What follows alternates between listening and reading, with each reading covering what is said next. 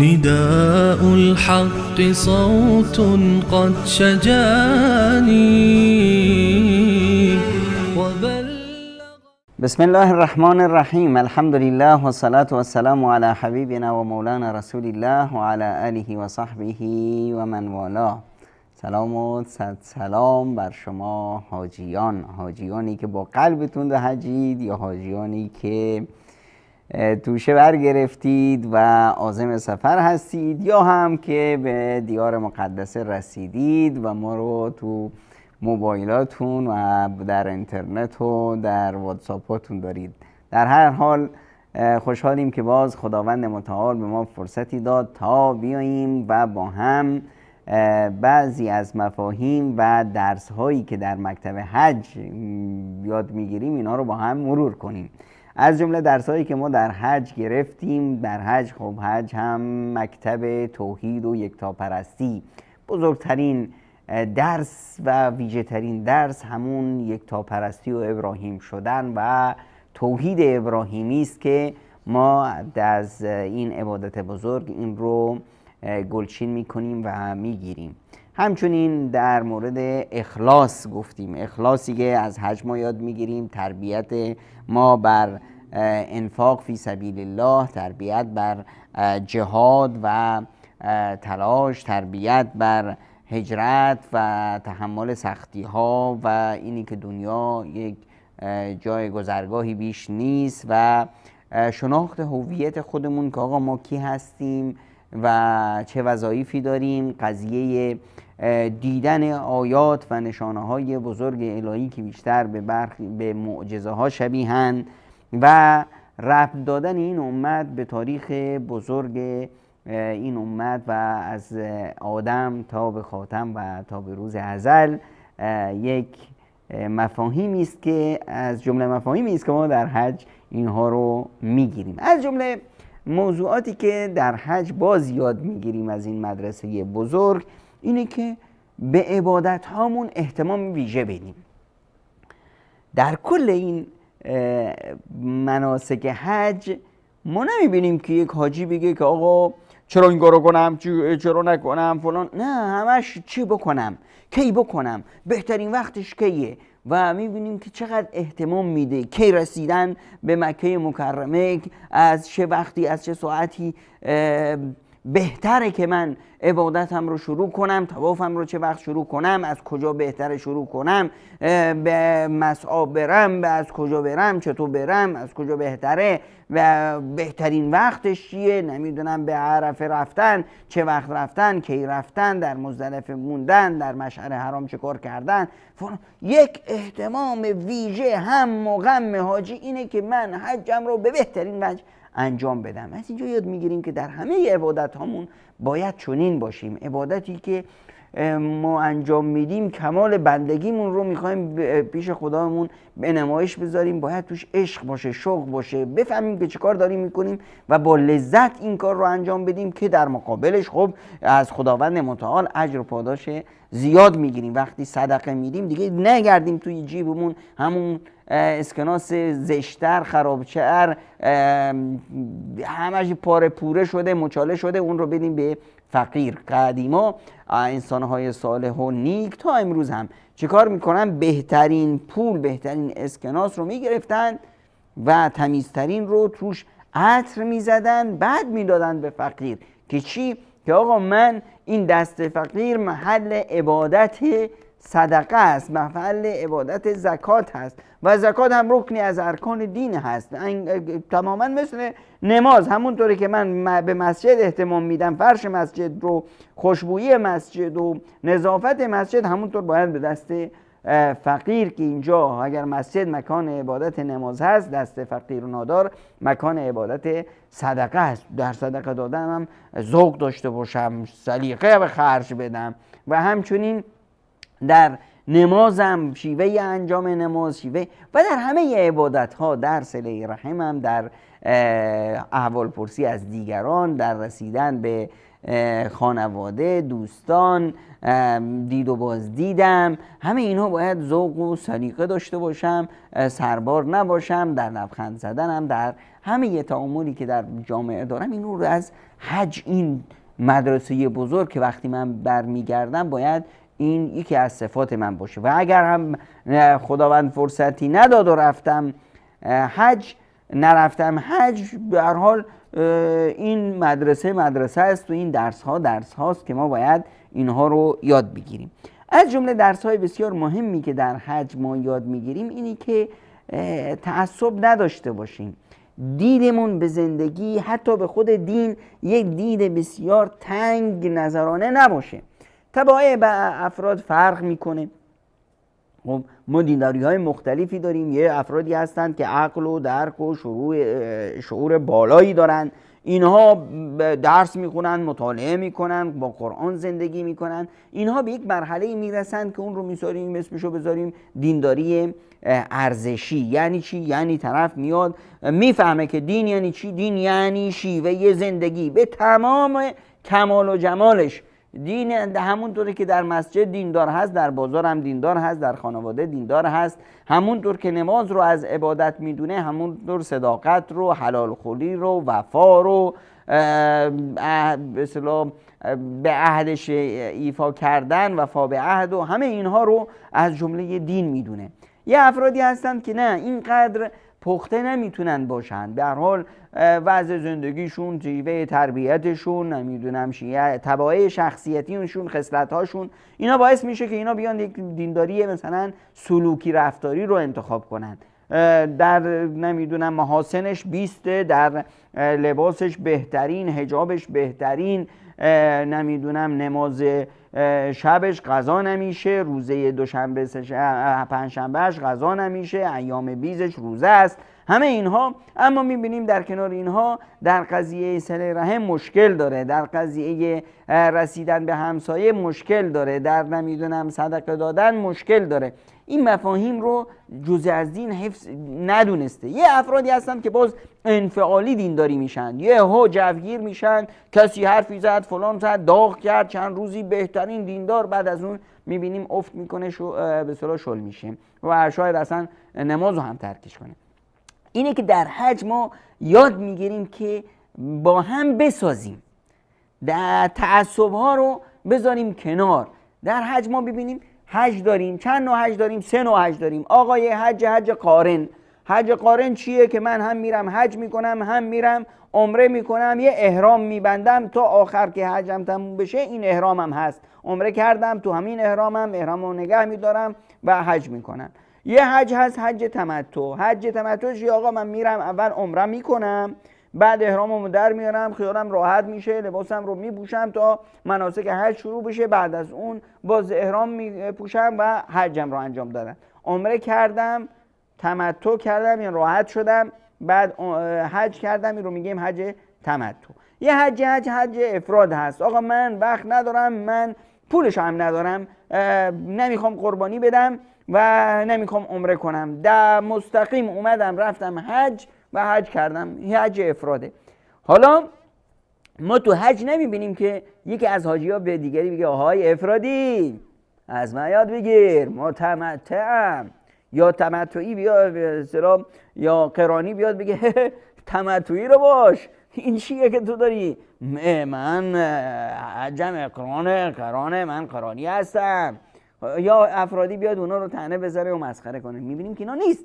همش چی هست؟ همه حاجیان، همه در عبادت خدا هستن، همه اینو یاد میگیریم که وقتی میایم در مسیر زندگی به خودمون رو نمیدونم فکر نکنیم که از دماغ فیل افتادیم، من دیندار بقیه همه فاسق و فاجر، من این کارو میکنم فلان علان. وقتی میایم تو زندگی میبینیم که طبایع بشر فرق میکنه. یکی مثلا همه آب زلالن، اما یکی از چشمه میاد، یکی نمیدونم میخواد چاه باشه که مردم بیان ازش آب بکشن، یکی مثل بارونه، یکی مثل رودخانه جریان داره، همه خیر و برکت توشون هست. هر یکی به طبیعت خودش، به شخصیت خودش، به شیوه به اصطلاح هم خصلت‌های فردی توش اثر میذاره، هم تربیت اجتماعی، هم قضایای آموزشی، هم عقل و درایتش. حالا ما میبینیم که در جامعه همه فعالیت میکنن در راه به اصطلاح رسیدن به یک جامعه پیشرفته. میبینیم آقا این آقا اسمشو میذارن سلفی، اون آقا اسمشو میذارن جماعت اسلامیه، اون آقا رو میذارن اخوانی، اون رو میذارن تبلیغی، اون رو میذارن نمیدونم چی. اما میبینیم که افرادی که تنگ نظر هستند، افرادی که مفاهیم دین براشون حل نشده است، همین که یه چیزی رو کسب کردن همون میشه دین آزمایشی، دین نمیدونم مطابق ذوق و سلیقه من اگه همه مثل من کپی من بودن و الا فاسقن فاجرن. بابا بذارید ما نه، خداوند ما رو خلق نکرده که ما منکر و نکیر باشیم، مردم رو مورد محاسبه قرار بدیم. خداوند از ما خواسته که ما داعی باشیم، دیگران رو دعوت بشیم، نه قاضی باشیم برای دیگران حکم صادر کنیم، این رو از دین خارج کنیم، اون رو. در حج این مفاهیم برای ما باید آموخته شده باشه، ما این رو به صورت عملی داریم انجام میدیم. یاد بگیریم که در زندگی چی هست. زندگی به اصطلاح اداره یک جامعه اسلامی یا یک کشور یا خود به اصطلاح دعوت اسلامی رو تصور کنیم مثل یک کشورداری. در یک کشورداری ما چه داریم؟ ما آقا وزارت خارجه داریم، وزارت کشور داریم، وزارت صحت داریم، وزارت آموزش پرورش داریم، این وزارت‌های مختلف همدیگر رو تکامل میدن، یک کشور اداره میشه، یه نظام، یه سیستم به شیوه بهترین میچرخه. اما میایم چه کار میکنیم؟ مگه میشه در یک کشورداری آقا بیاد وزیر کشور بیاد به وزیر صحت بگه تو چه کار داری میکنی، مسخره بازی راه انداختی، 2 آمپول دستت گرفتی این ور اون ور میری، باید مثل من باشی فلان باشی. وزیر کشور بیاد وزیر صحت رو مسخره کنه و تحقیرش کنه، وزیر صحت بیاد وزیر خارجه رو مسخره و وزیر خارجه بیاد وزیر دفاع رو مورد استهزاء قرار بده. اینطوری با هم به اصطلاح خروج جنگی را بندازن، اینطوری کشور اداره نمیشه و ما به سرمنزل نمیرسیم. اینجاست که باید در مسائل دین هم همینطور آقا این حدیث بهش رسیده که رفع الیدین میکنه، آقا این به این نتیجه رسیده که رفع الیدین از واجبات نیست، از واجبات نماز نیست، آقا به این از جمله دستورات الهی و رسول اکرم صلی الله علیه و سلم به این رسیده که فخذ مرد عورت هست، اون میگه نیست. آقا این از جمله ادله و براهین به یک مفاهیم فقهی رسیدیم. حالا همه رو حق هستن، همه دارن درست انجام میدن، یکی راجح هست، یکی مرجوح هست، یکی حتی اشتباه میکنه اما اشتباهش مبنی بر یک ادله و براهینی هست و پیش خداوند اجر و پاداشش داره. حالا ما چرا بیایم به سر هم دیگه بزنیم و خروج جنگی رو بندازیم، زندگیمون رو تلخ کنیم، دینمون رو هم سخت کنیم و مردم رو اذیت کنیم، دین تراشی کنیم، مذهب تراشی کنیم و دین بشه ذوق و سلیقه من، خواهش من، اینجور شد نشد طرف فاسق و فاجر هست. این مفاهیم رو از حج یاد میگیریم که همدیگر رو قبول کنیم. وبلغني الحقيقة والأماني وكان لي السبيل إلى المعالي ونور الهدى والبيان. ندای حق، ندای توحید و حقیقت. و از جمله مفاهیم زیبایی که ما در حج یاد میگیریم اینه که حج یک جهاد هست، یک هجرت هم هست. ما در اولین کاری که در مسیر حج انجام میدیم اینه که خونه کاشانمون، زن و بچه‌مون، خیشا و عزیزامون، پدر و مادرمون همه رو میذاریم و میگیم انی ذاهب الی ربی سیهدین. ما داریم میریم به سوی خدامون و هدایت هم دست خداست و ما میریم به سوی خدا. یعنی امکان داره من انسان، خیلی سرزمین برای انسان خیلی مهم هست و حالا هم قدیما هم وقتی که طاغوتیان و فرعونها میخوان یکی رو بزنند بکشندش، آقا میخوان از شرش خلاص بشیم فلان، از میگن جلاوطنش کنید. جلاوطن کردن انگار کشتن فرد هست. این خیلی سخته، خیلی سخته که انسان، طبیعت انسان با جایی که متولد شده با اونجا انس داره. اما مسیر دعوت اسلامی نیازمند این هست که انسان درک کنه که هر جا که سرزمین خدای من هست، هر جا که زمین خدای من هست، اونجا سرزمین من هست. من بنده خدا هستم، هر طور که خداوند بخواد و هر جا بخواد من حاضرم برم، از همه چیزم هم حاضرم بگذرم. میگن که هیچ پیامبری رو نخواهید دید یا نیست که قبرش تو همون سرزمین به اصطلاح ولادتش باشه. پیامبران، صالحان، بزرگان، خود ما بیاییم نگاه کنیم، آقا همین شهر خاف خودمون، آقا میری اونجا میبینی یه قبر بزرگی هست. این قبر کیه؟ میگن این قبر صحابی جلیل احنف ابن قیس هست. این ورتا رو میبینیم، آقا این شهر اسمش چیه؟ میگن پنجگور هست. پنجگور یعنی چی؟ یعنی 5 تا گور. 5 تا گور چیه؟ میگن 5 تا صحابی. و از اونجا اومدن اینجا چیکار؟ این هجرت در راه خدا، فداکاری، جهاد، اینها بهادر خوب و اینه که در حج ما اینو یاد میگیریم و خب این ارزش بسیار بلند و بزرگ خب پیش خداوند عزیز هست. و من یهاجر فی سبیل الله یجد فی الارض مراغما کثیرا وسعا. هر کسی که در راه خدا هجرت میکنه خداوند براش گشایش های بسیاری میاره، مراغما کثیرا و سعت بسیاری میاره. و من یخرج من بیته مهاجرا الی الله و رسوله ثم یدرکه الموت فقد وقع اجره علی الله. حتی اگر از این راه رفت و جان داد، ضامن بهشت براش تضمین شده است، اجرش با خداست. وقتی که اجرم با خدا باشه دیگه چه غم دارم؟ وقتی که خداوند کریم و منان من رو مورد لطفش قرار داره دیگه چه غم دارم؟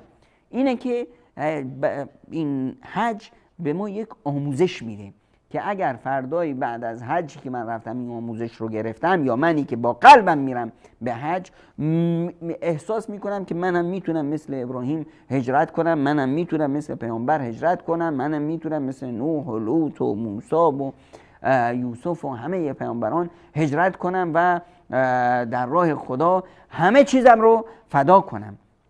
یه هجرت دیگه هم هست که این هجرت باز فرض هست و این هجرت باید بشه، برای همه هم هست و اون چیه؟ هجرت قلبی است. هجرت قلبی چیه؟ پیامبر خدا صلی الله علیه و سلم میفرمایند العبادة فی الهرج کهجرة الیه. عبادت خداوند متعال در زمان فتنه و فساد و هرج و مرج این مثل هجرت هست به سوی پیامبر اکرم صلی الله علیه و سلم. شمایی که هر جای دنیا هستید میخواید مهاجر فی سبیل الله به مدینه منوره در آغوش پیامبر باشید، اینه که آقا در اروپایی که هستید، در تهرانی که هستید که مسجد نیست، در نمیدونم فلان شهر هستید که طاغوت نمیذاره شما عبادت کنید، وضع زندگی، فشارهای زندگی، نمیدونم فرهنگ جامعه برای شما سخته که حجاب داشت بشید، نمیدونم فرهنگ جامعه به شما اجازه نمیده که در جلوی مردم نماز جماعت بخونید، روزه بگیرید، عبادتاتون رو به نمایش بذارید و به اصطلاح به اون صورتی که خداوند میخواد با اخلاص نمازتون رو، عبادتتون رو انجام بدید. اینه که اینها رو انجام بده، فرهنگ سازی کن، خودت رو بر جامعه تحمیل کن، احترام خودت رو، شخصیت خودت رو داشته باش تا جامعه مجبور بشه احترام تو رو داشته باشه. چرا؟ چون که مؤمن، تعریف مؤمن چیه؟ من امنه الناس، اون کسی که همه از اون در امنیت هستند و احساس امنیت میکنند. مسلم کیه؟ مسلمون کیه؟ من سلم الناس من لسانه و یده. این تعریف پیامبر است از مسلمون، اون کسی که انسانها از دست و زبان اون در سلامت هستند، این مسلمونه. مهاجر کیه؟ مهاجر من هجر ما نهی الله عنه.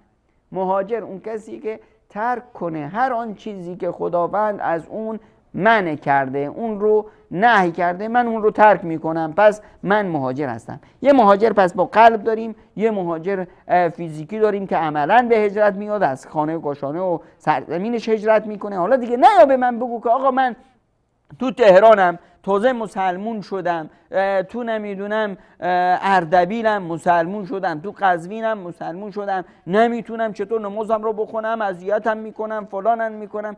بابا زمین خداست، زمین خدا. چرا خودتو گره زدی با این یه دکان و با یه نمیدونم تک زمینی که تو اون شهر داری و فلان؟ آقا بفروشش، برو در راه خدا. آقا صهیب باش، ربی حلبه‌ای و یحیی.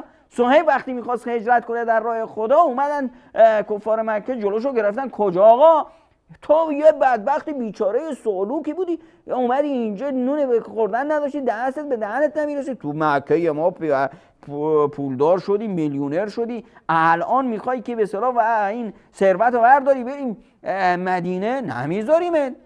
خب اگه مالم و ثروتم رو دادم به شما، اون وقت میذارید برم؟ گفتن آقا دیگه اون وقت ما حق نداریم اینجا رو بگیریم. خب آقا برید فلان جا، همه سرمایه هم اونجاست، برید بگیریدش.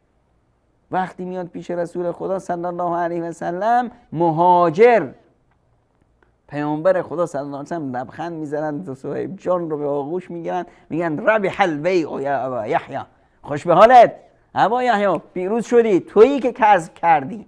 اینه که این مفاهیم رو از حج میگیریم. از جمله مفاهیمی که میگیریم فداکاری، قربانی دادن در راه خدا، ترک همه چیز برای خدا. مگه نه که خداوند متعال میفرمایند ان الله اشتری من المؤمنین انفسهم و اموالهم بان لهم الجنه. خداوند از مؤمنان جانهاشون رو خریده، مالهاشون رو خریده، در مقابل این بهشت بهشون داده. آقا این تجارت ماست. الان دیگه من نتونم فداکاری کنم، من نتونم صاحب باشم، من نمیتونم از همه چیزم رو بگذرم، من نتونم خانواده و خیشان و بچه ها و آرامش و صحت و اینا رو قربانی کنم، فدا کنم برای رسیدن به خدای منان، به رضایت خدای منان، به بهشت برین. خب دیگه من این تقصیر منه دیگه، تو ریگی تو کفش منه. اینه که من بیام از حج، حالا چه حضوراً و چه قلباً در عاطفتاً که همراه هستم، با احساساتم که با حاجیان همراه هستم، این مفاهیم رو بگیرم و یه مهاجر خوب، یک فداکار خوب و یک انسان با دید و فهم عالی باشم و تنگ نظری نداشته باشم تا بتونم صفات یک حاجی درست رو در خودم پیاده کنم.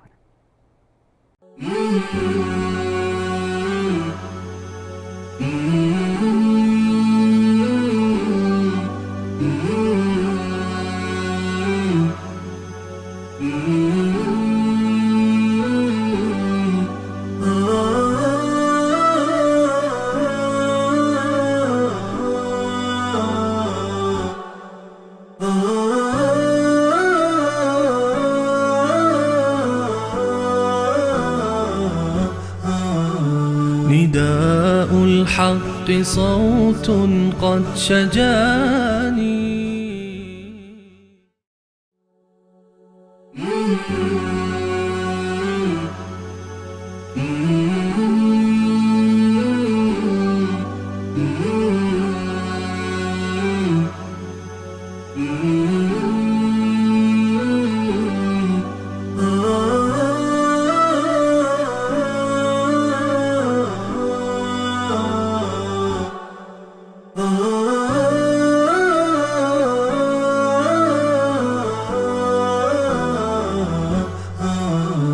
نداء الحق صوت قد شجاني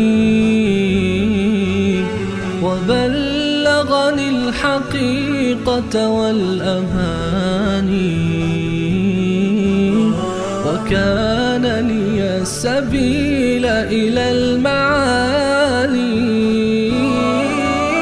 ونورا للهداية والبيان. بسم الله الرحمن الرحيم. اللهم صل على محمد وعلى آل محمد كما صليت على إبراهيم وعلى آل إبراهيم إنك حميد مجيد. و بارک علی محمد و علی آل محمد کما بارکت علی ابراهیم و علی آل ابراهیم انک حمید مجید. عرض سلام دارم و ادب و احترام خدمت همه شما خوبان و عزیزان در امتداد بررسی آیات موضوع حج در کلام الله مجید و به صورت خصوص سوره مبارکه حج. در برنامه‌های گذشته اشاره کردیم که در سوره مبارکه حج الله متعال در ابتدای سوره برخلاف اون چیزی که ما ظاهراً تصور می‌کنیم و کسانی که آشنا نیستن البته با سوره مبارکه حج تصور می‌کنن که شاید از اونجایی که اسم این سوره حج هست در ابتدای این سوره مستقیم موضوع حج آغاز بشه و صحبت بشه، اما در سوره مبارکه حج در ابتدا الله متعال از قیامت و از حشر و معاد سخن گفت و در ادامه به کسانی که در موضوع حج دشمنی میکنن با حج و ممانعت میکنن از حج و سعی میکنن که چهره حج رو خراب بکنن از اونها یاد کرد و اونها رو به عذابی دردناک در دنیا و آخرت وعده داد و همچنین به کسانی اشاره شد که غیر الله تعالی رو به فریاد میخوانن، کسانی که هیچ نفع و ضرری برای اونها ندارن و الله متعال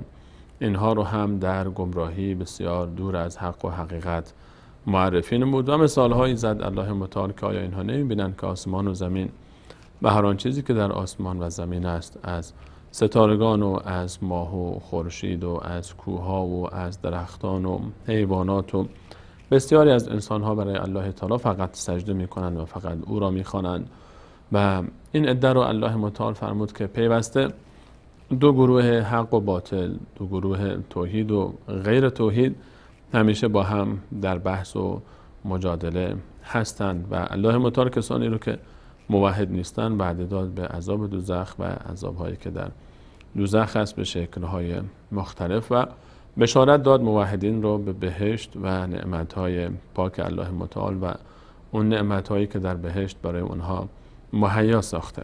در ادامه آیات الله متعال در بعد از بیان این موضوعات در 24 آیه اول سوره مبارکه حج به اصل موضوع حج می‌پردازند.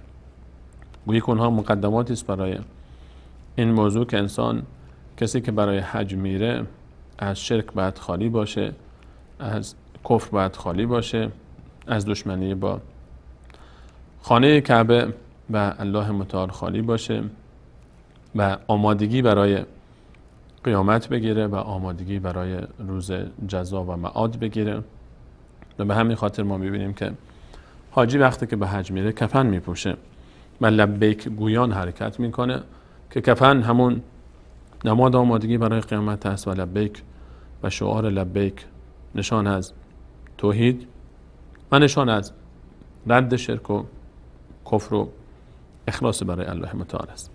در آیه 25 الله متعال در ادامه این سوره یعنی سوره مبارکه حج می‌فرماید که اعوذ بالله من الشیطان الرجیم ان الذين كفروا ويصدون عن سبيل الله والمسجد الحرام، کسانی که کافر شدن و منع میکنن انسانها رو از راه الله تعالی و از مسجد حرام. عن المسجد الحرام، مسجد الحرام. مسجد الحرام اون اسمی که ما از مسجد الحرام داریم معروف است و مشهور.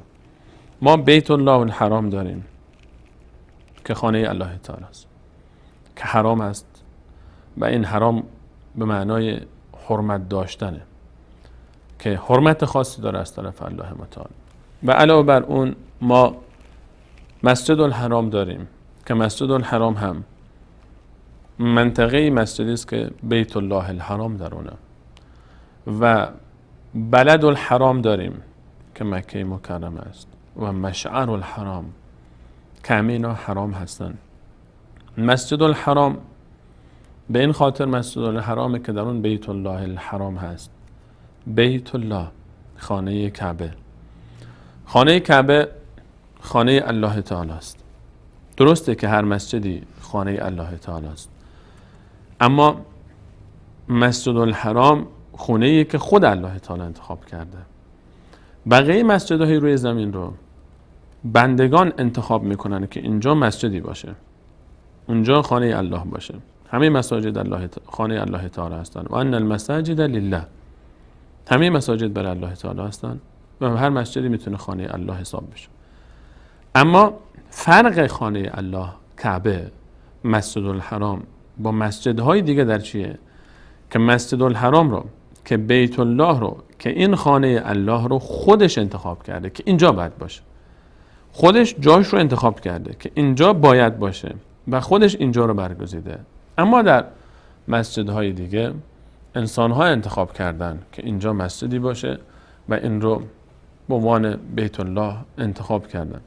به همین خاطر شرف و فضیلت بیت الله بر شرف و فضیلت بقیه مساجد همونقدر زیاد هست که این مسجد رو الله تعالی خودش انتخاب کرده و این بیت الله الحرام هست. الله تعالی میفرماید کسانی که کافر شدن و از راه الله منع میکنن انسانها رو و از رفتن به مسجد الحرام منع میکنن، کسانی که به هر بهانه حج رو تعطیل میکنن، آقا نرید پیش این وهابیون، پول تو شکم اینها نریزید که اینطور میشه که اونطور میشه، برید سر قبر فلانی 1000 تا حج نوشته میشه برات، برید سر قبر فلانی 100 تا حج نوشته باشه برات. اگه حجم برید زیارت فلان قبر و فلان امام و فلان پیغمبر نرید، اصلا حجتون قبول نیست. کسی که نمیدونم فلان قبری که معلوم نیست مال کی هست در فلان شهر، جنوب فلان شهر، شمال فلان شهر، که آقای فلانی درست کرده بره، انگار که 1000 تا حج، 100 تا حج، 10 تا حج کرده. و این چیه؟ این همین مراد همین آیه است. کسانی که کافر شدن، این مشرکینی که مردم رو از مسجد الحرام باز می‌دارن به هر دلیلی، به هر دلیلی، هر کسی که تبلیغات میکنه بر علیه مسجد الحرام، مکه مکرمه، مسجد حرام، خانه کعبه، میخواد چهره اونجا رو مخدوش کنه، میخواد رونق اونجا رو کم بکنه، میخواد که مردم به سمت اون تمایل پیدا نکنن، میخواد که مردم نرن به زیارت اونجا، میخواد که مردم به جایی که اونجا برن بیان به سمت مقبره ها و بارگاه ها و قبرهای خود ساخته خودشون. این یک ابرهه است. این یک شخصیه مثل همون کسی که در یمن در سال تولد رسول صلی الله علیه و سلم خانه‌ای درست کرد و مردم رو دعوت کرد به زیارت خانهش و کسی نرفت و حتی تصمیم گرفت که بیاد خانه کعبه رو خراب بکنه به خاطر اهانت به خانه کعبه و یک نفری که از مکه رفته بود اونجا و اهانت کرده بود به خانه او و تصمیم داشت تا این رونق رو از بین ببره که رونق پیدا بکنه خانه خودش، بارگاه خودش، تا اون تجارت پیدا بکنه، تا اون ثروت پیدا بکنه، تا اون حمایت بشه. وقتی که زائرین از این طرف میرفتن اون طرف برای اون رونق میبردن. این شخص ابرهه داستانش رو همه میدونن که با لشکری از فیلها آمد به سمت مکه و الله متعال او رو هلاک کرد. دشمنی با کعبه، دشمنی با مکه محکوم به زواله. کسانی که کافر شدن و از مسجد الحرام مردم رو و از راه الله تعالی منع میکنن به خاطر بهانه‌های واهی که آقا فلانی نمیدونم فلان کرده، فلانی فلانجا کشته شده، به همین خاطر ما امسال حج نمیریم، ما امسال حج رو تعطیل میکنیم، آقا عمره نمیریم. اینها بهانه هاست. اصلا مشکل سر برخورد و تعامل فلانی ها و فلانی ها با زائرین ما نیست. مشکلی نیست. مشکل جای دیگه است. مشکل دشمنی با کعبه است. مشکل دشمنی با مکه است. مشکل دشمنی با توحیده. مشکل ندیدن اون رونق مسجد الحرام، تاب و توان تحمل رونق مسجد الحرام رو نداشتنه. مشکل اینه که آقا نمیخوان مسجد الحرام انقدر رونق پیدا کنه، نمیتونن ببینن رونق مسجد الحرام رو و موحدین رو، چون خودشون که نمیرن حج، نمیتونن همون رو تحمل بکنن. اگر مردم برن اونجا حق و حقیقت رو آشنا میشن، حق رو پیدا میکنن، توحید رو پیدا میکنن، در این مدرسه عظیم حج که سر تا سرش درس توحید، جهاد، مقاومت، از خودگذشتگی، قرآن، تلاوت، ذکر، اخوت، برادری، یک محشر صغرایی به پا شده، قیامت صغرایی به پا شده. اینها وقتی که برن اون دروغ‌هایی رو که شنیده بودن درباره اهل توحید برملا میشه. تلفات میدن، اعتراف هم کردن، آقا ما رفتیم چقدر تلفات دادیم. اینها به همین خاطر دشمنی میکنن. کسانی که کافر شدن، الله تعالی فرمود و یصدون عن سبیل الله والمسجد الحرام، و اینها مردم رو منع میکنن از رفتن به سمت مسجد الحرام، الذی، اون مسجد الحرامی که جعلناه للناس، من الله با عظمت اون رو قرار دادم برای مردم، سواء، برابر قرار دادم، العاکف فیه والباد، چه اون کسی که مقیمه در اینجا، چه اون کسی که از بادیه و از سفر میاد اینجا. برای مسلمین، همه مسلمین، مسجد الحرام درهاش بروی همه مسلمین بازه. مسجد الحرام مال همه امت اسلامیه، مال همه مسلمان هاست. الله تعالی میفرماید من این سرزمین رو برای همه انسان ها، برای همه مسلمان ها اینجا رو برابر قرار دادم. فرقی نمیکنه که مقیمین مکه مکرمه و حرمین باشن یا کسانی که از جای دیگه میان. این حرم مال همه است. این حرم مال همه است. اما اون کسانی که اینجا قدر حرم رو میدونن، اون کسانی که ارزش حرم رو میدونن، اون کسانی که هدفشون از اومدن به حرم رعایت مقدسات حرم، احترام به حرم، رونق دادن به حرم، اعتقاد و باور به حرم و به اللهی که اینجا پرستیده میشه، به یگانگی و وحدانیت اعتقاد دارن. اما اون کسانی که میان اینجا برای تخریب و خرابکاری، میرن که در مکه مکرمه آشوب بپا کنن، چشم دیدن مکه مکرمه رو به دست موحدین ندارن، اونها با اون کسانی که به بهانه‌های واهی مردم رو منع میکنن، اینا چی میشه سرنوشتشون؟ الله متعال میفرماید و من یورد فیه، کسی که اراده بکنه، یورد اراده بکنه، فیه در مسجد الحرام، و من یورد فیه به الحد، که اینجا الحاد بکنه، که اینجا تمرد بکنه، که اینجا گناه بکنه، که اینجا فساد به پا بکنه، به ظلم، از روی ظلم و ستم. یعنی کسی که اراده میکنه که آقا بره در مسجد الحرام گناهی انجام بده، کسی که اراده میکنه در مسجد الحرام، در مسجد الحرام اراده گناه، در خود مسجد الحرام کسی اراده گناه داشته باشه، گناه کردن که به جای خود، اراده این داشته باشه که در مسجد الحرام گناه بکنه، از روی ظلم و ستم، یک آشوبی به پا بکنه، یک شلوغی به پا بکنه، یک مشکلی ایجاد بکنه، یک گناهی رو اونجا مرتکب بشه، الله تعالی میفرماید و من یورد فیه بالحاد نذقه من عذاب الیم، من الله با عظمت اون رو از یک عذاب بسیار دردناکی میچشونم. اینجا خط سرخ الله تعالی است. از این مقدستر مکان کجا میتونه باشه روی زمین؟ از این حرمت بیشتر کجا میتونه باشه روی زمین؟ با چه زبونی انسان بیاد و حرمت و قداست مسجد الحرام رو و مکه مکرمه رو بیان بکنه؟ از این بیشتر دیگه چی باید بگه آدم؟ وقتی که الله تعالی میفرماید اینجا رو من اولا حرم قرار دادم، مسجد الحرامه، این حرمی که الله تعالی حرم قرار داده، نه هر کسی که یک گوشه از عالم هلاک شد بیان براش قبری درست بکنن، بارگاهی میلیاردی درست بکنن، بگن حرم مطهر فلانی و فلانی. حرم اونجایی که الله تعالی حرم قرار میده، مسجد الحرام حرم الله تعالی است. کسی اراده گناه داشته باشه اینجا، الله تعالی میفرماید من اون رو عذابی دردناک میچشونم. اراده گناه در حالت عادی گناه نیست. کسی نیت میکنه گناهی انجام میده، نیت میکنه که گناه انجام بده. خود اراده گناه و نیت گناه که شخصی میخواد یک کاری رو انجام بده، گناهی انجام بده، خود این اراده گناه نیست تا وقتی که مرحله گناه نیاد در حالت طبیعی. اما در مسجد الحرام، در حرم الهی، اراده گناه هم گناهه. خود گناه که به جای خودش، کسی به مجرد اینکه نیت بکنه اینجا گناه بکنه، الله تعالی میفرماید نذقه من عذاب الیم، من این انسان رو عذاب دردناکی میچشونم. اینجا حرم الله تعالی است، مسجد الحرام، مکه مکرمه، اینجا خط سرخ برای الله تعالی. اینجا کسی حق نداره بیاد آشوب بکنه، کسی حق نداره مواد منفجره توی ساک حجاج جاگذاری بکنه که بیاد اینجا رو با آتیش بکشه. کسی حق نداره بیاد اینجا سر صدا بکنه، آشوب بکنه. حق نداره اینجا این کارو بکنه. اینجا حرم امن الهی است. اراده گناه اینجا گناهه.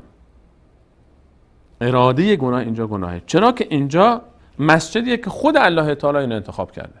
اینجا رو الله تعالی خودش انتخاب کرده که بیت الله باشه. اینجا رو الله تعالی خودش انتخاب کرده که حرم امن الهی باشه. اینجا محدوده‌ایه که حرم خط سرخ الله تعالی است. اگر ابرهه های جرأت گستاخی به خودشون بدن، نتیجه و سرنوشتشون رو خواهند دید. مسجد الحرام خط سرخ الله تعالی است.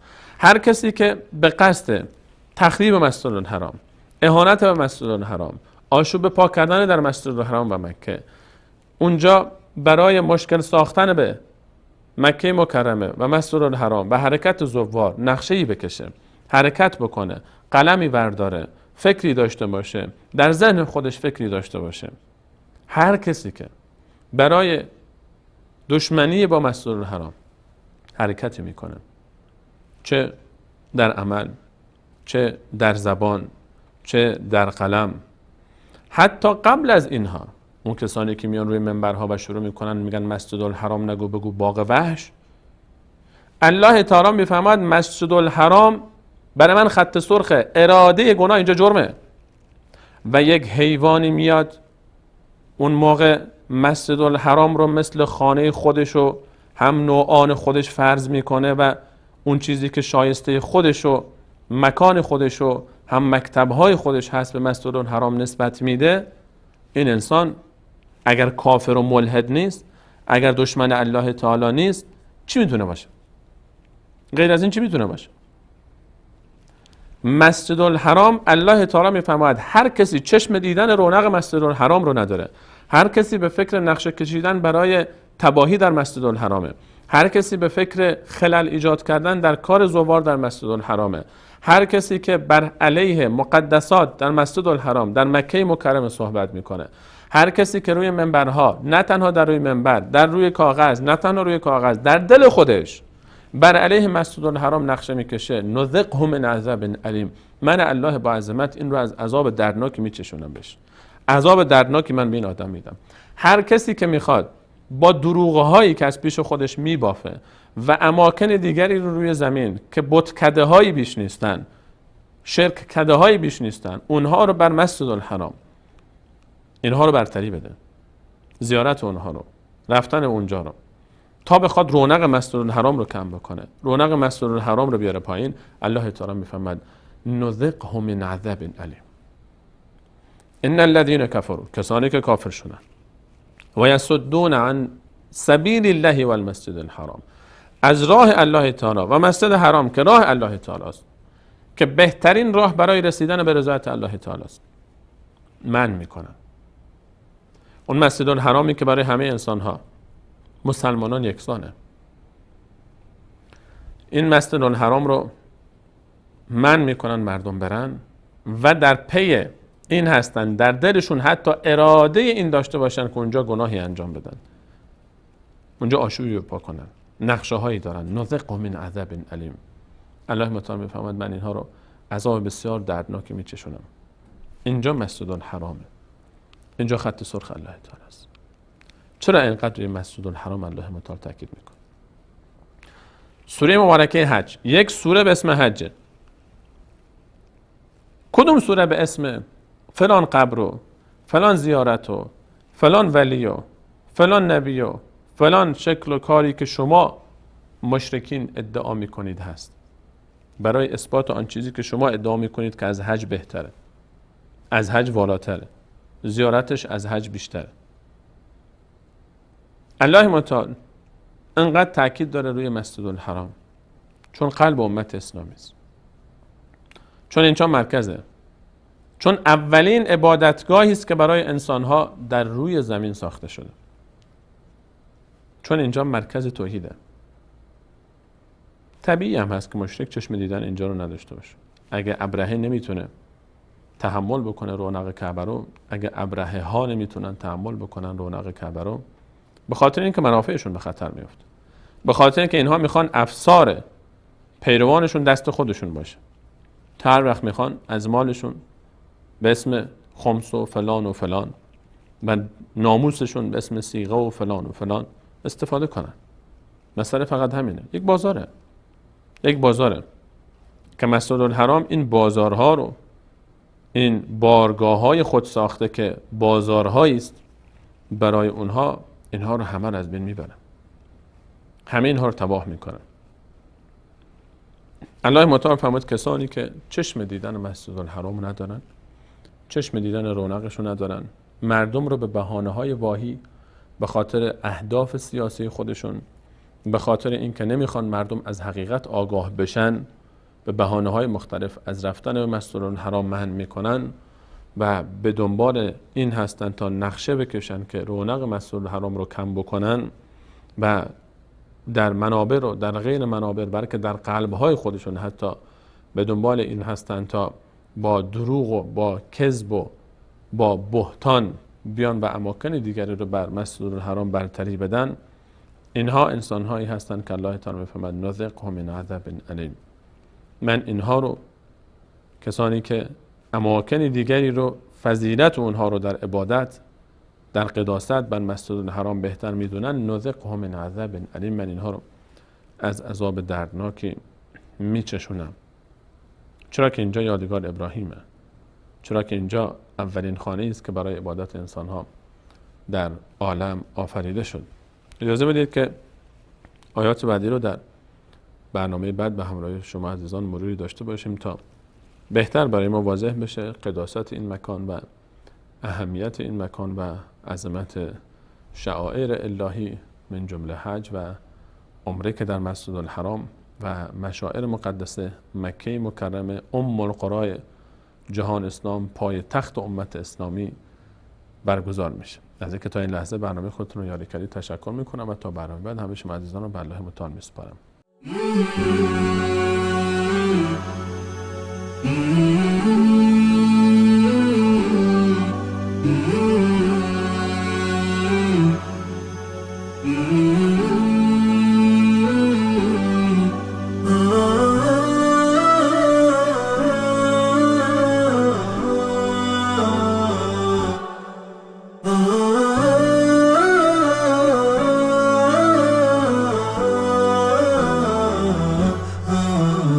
نداء الحق صوت قد شجاني وبلغني الحقيقة والأماني وكان لي السبيل إلى المعالي ونورا للهداية والبيان.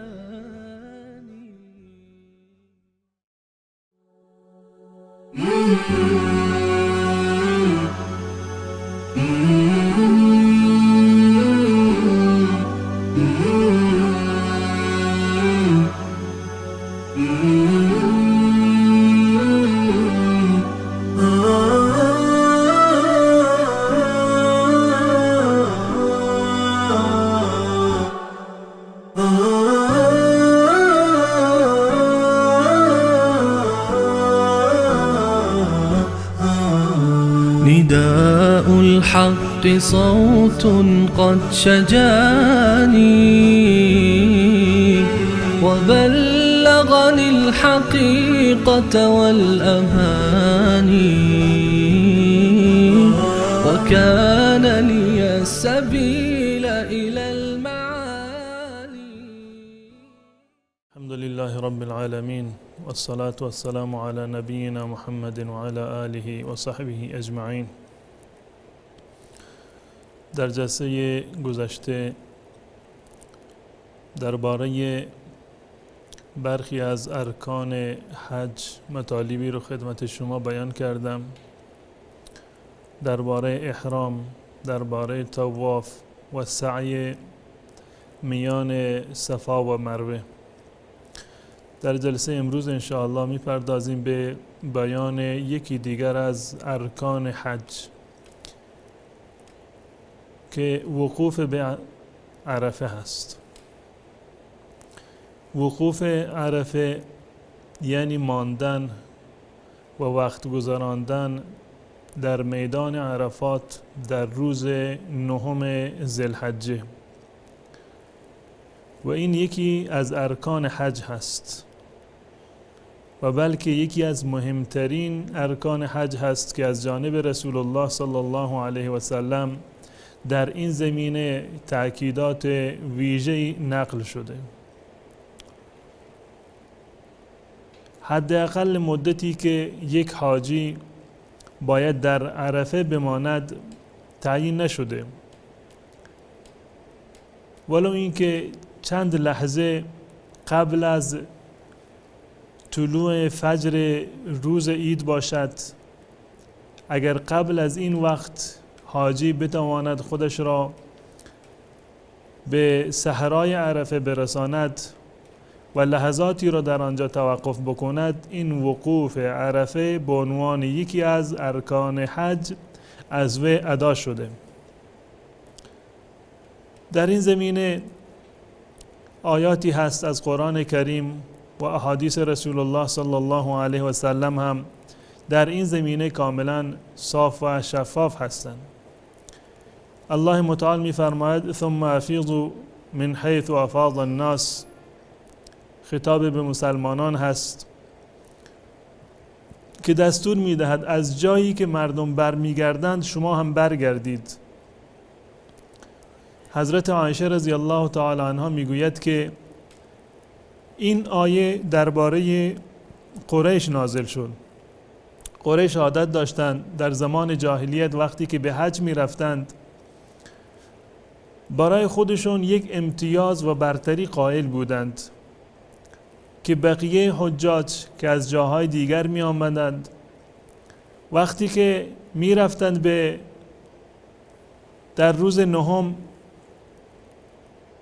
می رفتند و در عرفات می ماندند، وقوف در عرفه داشتند.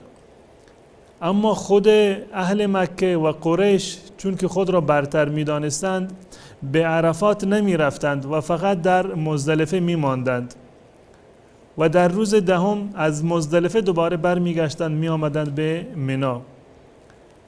این آیه نازل شد. حضرت عایشه رضی الله تعالی عنها می گوید که نزلت فی الحمص، این آیه درباره حمص یعنی قریش نازل شده. کانوا یفیضون من جمع فدفعوا الی عرفات. عادت مشرکان این بوده که از مزدلفه برمیگشتند، یعنی به عرفات اصلا نمی رفتند و وقوف در عرفه رو انجام نمی دادند. فدفعوا الی عرفات، توسط این آیه و به حکم این آیه مشرکان یا مسلمانان به صورت کلی دفع شدند، یعنی مجبور شدند که حتما باید وقوف در عرفه را داشته باشند. پس بنابراین به استدلال از این آیه وقوف در عرفات و وقت گذراندن و مکث کردن در عرفه در روز 9 ذوالحجه یکی از ارکان حج هست. و همچنین عبدالرحمن ابن یعمر رضی الله تعالی عنه میگوید که رسول الله صلی الله علیه و سلم منادی رو فرستادند، یک جارچی رو فرستادند و مسئولیت دادند که در میان مردم برود و چنین اعلام بکند که الحج عرفه، حج یعنی عرفه، یعنی به اندازه این مکث و ماندن در عرفات مهم هست و ارزش دارد که رسول الله صلی الله علیه و سلم حج را به عرفه تعبیر کردند. حج یعنی عرفه. این نشأت گرفته از مقام و ارزش و جایگاهی دارد که عرفه در میان بقیه ارکان حج در واقع حایز آن هست. و در روز عرفه که مردم در میدان عرفات هستند جایی برای مکث کردن و ماندن مشخص نیست. رسول الله صلی الله علیه و سلم در کنار کوه یا همان جبل رحمت اتراق کردند و ماندند. منتها این الزامی نیست و فضیلتی هم ندارد بر جاهای دیگر. رسول الله صلی الله علیه و سلم فرمودند وقفت ها هنا، من در اینجا و در این نقطه من وقوف کردم و ایستادم و وقوف به عرفه را انجام دادم و عرفت و کلها موقف، منتها سرزمین عرفه تمامش موقف هست، یعنی محل برای وقوف و برای ماندن هست. ورفعوا عن بطن عرنه، منتها شما از کنار رودخانه عرنه یک کمی بالاتر بروید. این رودخانه و وادی عرنه یک وادی هست که در میان عرفات و مزدلفه هست. بعد از این وادی و رودخانه مرز عرفات هست که امروزه الحمدلله تابلوهای نصب شده و کاملا حدود عرفات مشخص هست. حاجی ملزم هست که حتما در روز عرفه، در روز نهم ذوالحجه حتما باید در این سرزمین، در داخل محدوده عرفات و سرزمین عرفه باید وقت خودش را بگذراند. همان گونه که قبلا اشاره کردم، هیچ جایی بر جای دیگر برتری ندارد. رسول الله صلی الله علیه وسلم فرمودند من اینجا مکث کردم، ماندم، منتها تمام این سرزمین عرفه موقف هست، هر کجا که برای شما میسر شد و راحت تر بود می توانید در آنجا این وقتتان را سپری بکنید. اینها مجموعی هست از ارکان حج که من در جلسات متعددی خدمت شما بیان کردم و توضیحات و مسائلی را که مربوط به هر یکی از این ارکان بود جداگانه برای شما مطالبی رو در این زمینه ها عرض کردم. اگر به خاطرتان باشد بارها در جلسات قبل من اشاره کردم که در حج 4 چیز جز ارکان حج هستند: احرام و دیگری طواف خانه کعبه و سعی بین صفا و مروه و وقوف در عرفه، ماندن در عرفه. این 4 مورد جزء ارکان اساسی و اصلی حج هستند. بعد از این مرتبه دیگری در احکام هست که به عنوان واجبات حج مطرح هستند. واجبات درجهشون از درجه ارکان یک مقداری پایین تر هست و اگر کسی واجبات حج را ترک بکند حکمش این هست که میتواند با ذبح حیوانی در واقع این نقصانی رو که در حجش به وجود آمده اون نقصان رو جبران میکند. واجبات حج 7 مورد هستند که عبارتند از: اولی این که احرام بستن از میقات، یعنی این که حاجی حتما باید از میقات، زمانی که میخواد وارد سرزمین میقات بشود، از آنجا احرام ببندد و این یکی از واجبات حج هست. البته من قبلا اینو بیان کردم که خود احرام به صورت کلی یکی از ارکان هست، اما احرام بستن از میقات و وارد شدن در سرزمین میقات این در واقع جزء واجبات حج هست که اگر کسی بالفرض از سرزمین و محدوده و مرز میقات عبور کرد بدون اینکه احرام بسته باشد بر او دم لازم می شود.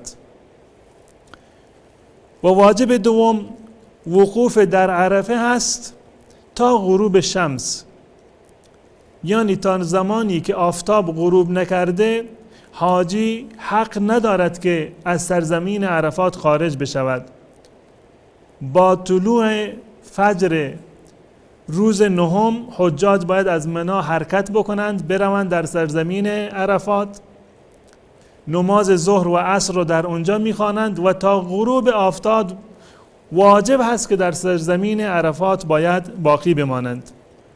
واجب سوم مبیت در مزدلفه هست، یعنی شب گذراندن در سرزمین مزدلفه که این شب 10 ذوالحجه هست که فردایش روز عید حساب می شود. این 4مین واجب از واجبات حج هست. واجب 5 رمی جمار هست، سنگ زدن جمره ها در روز عید و روزهای بعد. 6مین واجبی که در حج وجود دارد حلق یا تقصیر هست، یعنی تراشیدن موی سر در روز 10 یا کوتاه کردنش، هر دوتا جایز هست. و واجب 7 طواف وداع هست برای کسانی که خارج از شهر مکه آمده اند وقتی که میخواهند دوباره از شهر مکه خارج بشوند و به سرزمین و مناطق خودشون باز بگردند، واجب هست که آخرین کاری که در مکه انجام میدهند باید طواف خانه کعبه باشد. این 7 مورد جز واجبات حج هستند. هر کسی که این واجبات را ترک بکند بر اون در واقع دمی لازم می شود و با این دم که در واقع دم جبران نامیده می شود، حج این افراد و این نقصانی که در حجشان به وجود آمده مرتفع می گردد. اینها مجموعاً ارکان حج و واجبات حج بود که تا اینجا من خدمت شما بیان کردم.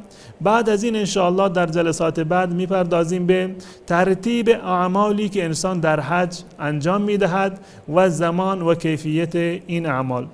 تا برنامه دیگر که این مطالب رو خدمت شما بازگو میکنم، تمام شما رو به الله متعال میسپارم. السلام علیکم و رحمت الله و برکاته.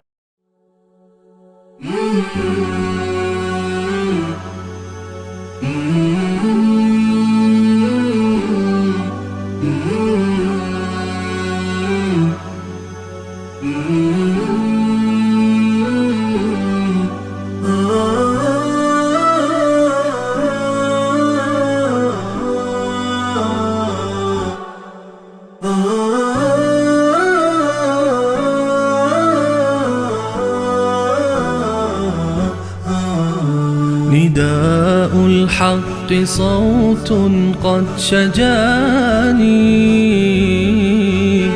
وبلغني الحقيقة والأماني.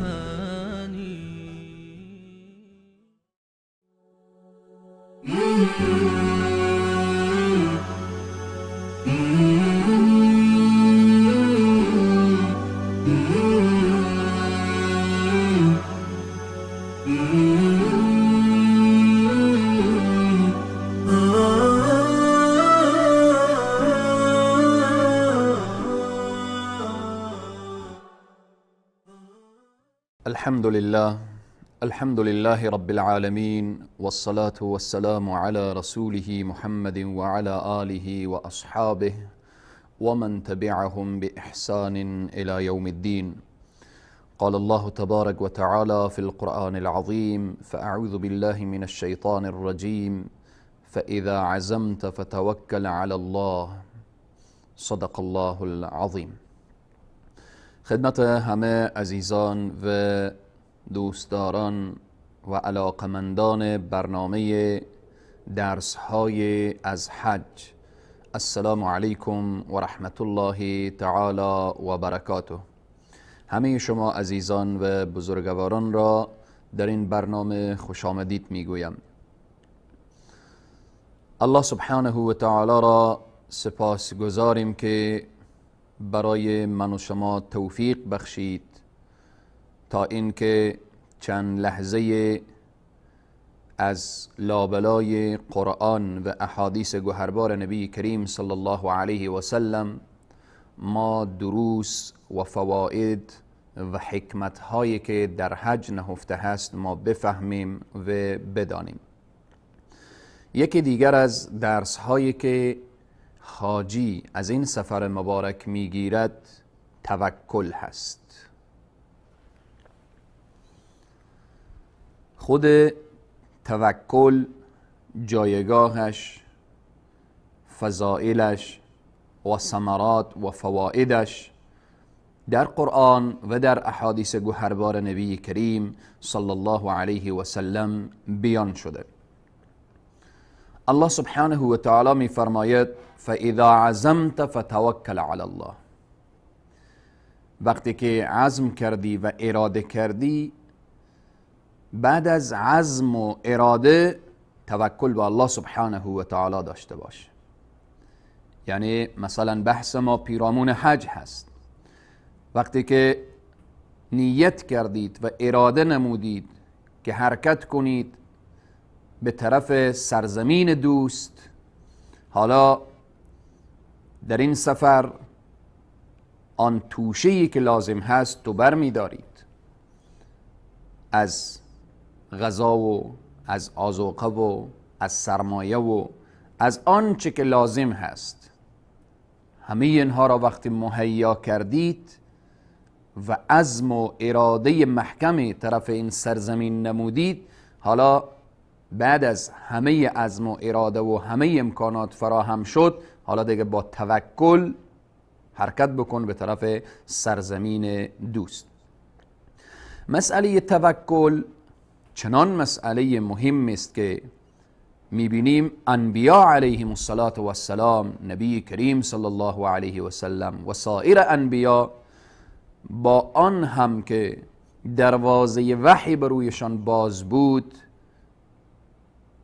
خود را از توکل به الله بی نیاز نمی دانستند. توکل با ذات اقدس الهی داشتند. آیات زیادی هست که الله سبحانه و تعالی پیرامون توکل و جایگاه توکل و همچنین توکل انبیاء علیهم السلام اشاره میفرماید و من یتوکل علی الله فهو حسبه.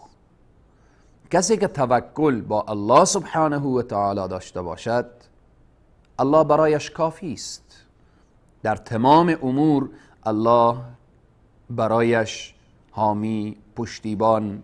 الله سبحانه و تعالی او را در امورش نصرت میدهد.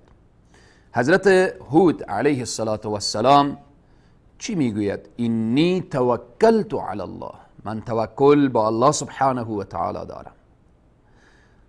قرآن نبی کریم صلی الله علیه و سلم را مخاطب می کند و می فرماید و توکل علی الحی الذی لا یموت. توکل کن با او ذاتی که حی هست، مرگ به سراغش نمی آید. توکل کن با او ذاتی که دارای چنین اوصاف است: الله لا اله الا هو الحی القیوم لا تأخذه سنة ولا نوم. ذاتی که خواب که نمی برد، حتی پینکی هم الله سبحانه و تعالی را نمی گیرد. ذاتی هست که حی هست، همیشه زنده هست، و قیوم و همیشه پابرجاست. حضرت موسی علیه السلام هم وقتی قوم خود را مخاطب می کند چی می گوید؟ و قال موسی لقومه یا قوم ان کنتم آمنتم بالله فعلیه توکلوا ان کنتم مسلمین.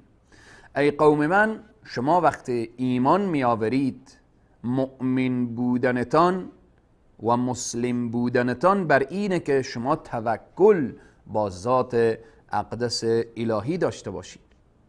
و همچنین توکل از جمله صفات مؤمنین در قرآن شمرده شده و بیان شده. الله سبحانه و تعالی می فرماید انما المؤمنون الذين اذا ذكر الله وجلت قلوبهم واذا تليت عليهم آياته زادتهم ایمانا وعلى ربهم يتوكلون. همانا مؤمنین واقعی کسانی هستند که وقتی مصروف و مشغول به ذکر الله سبحانه و تعالی بشن یا ذکر الله سبحانه و تعالی را بشنون، زمزمه ذکر داشته باشن، قلوب اونها به جلا می آید، قلوب اونها مطمئن می شود.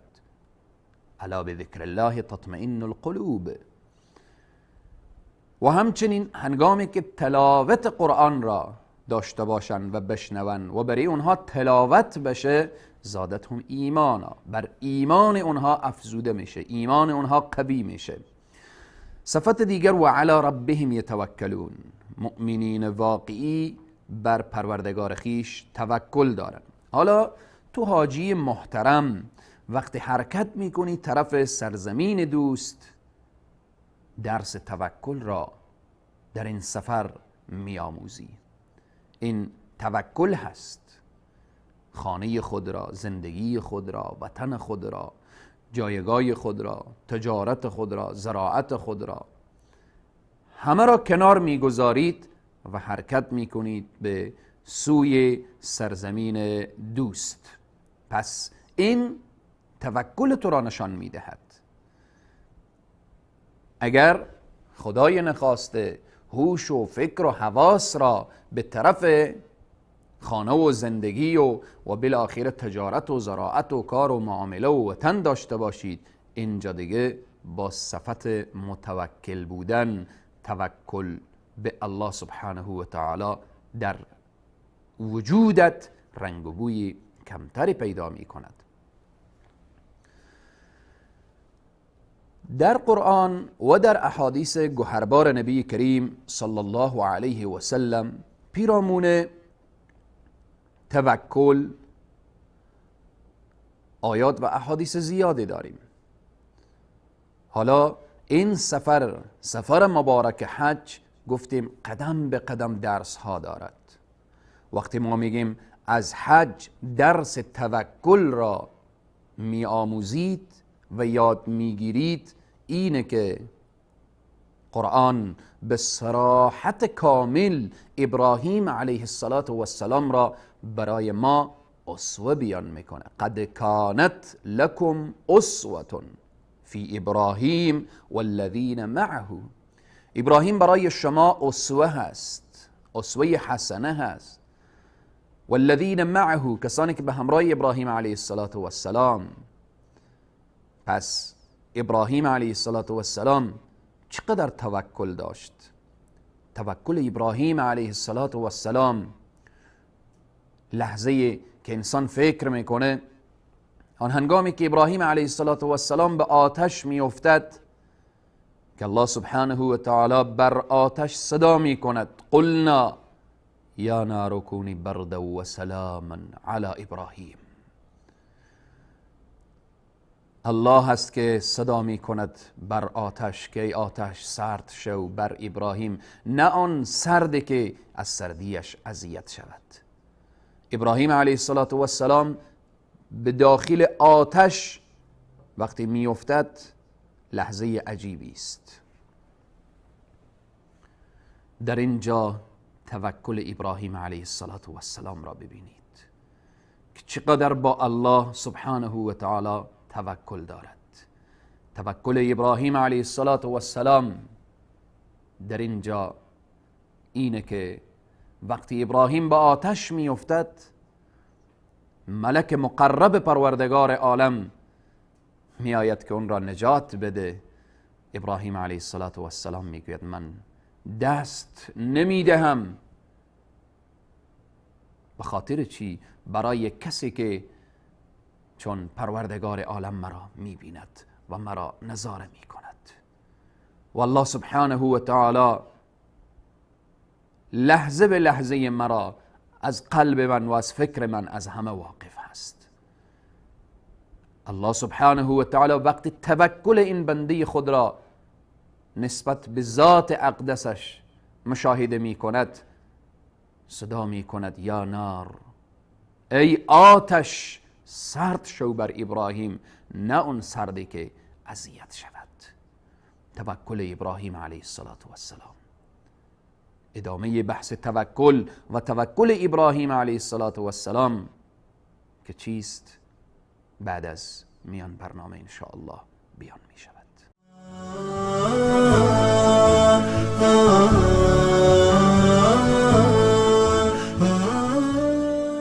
ندای حق، ندای توحید و حقیقت.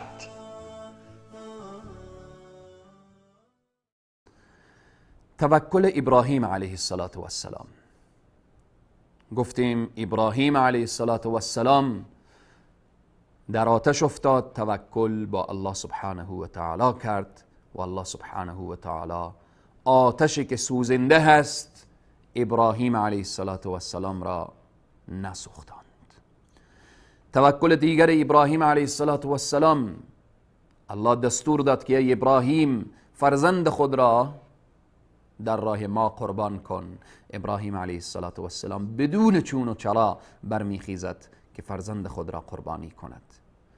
ثمره و نتیجه توکل ابراهیم علیه السلام اینه که الله اسماعیل ذبیح الله را از زیر کارد نجات میدهد و اون گوسفند و یاقوتی که می آید زیر کارد ابراهیم علیه السلام توکل ابراهیم علیه السلام در عرصه های مختلف.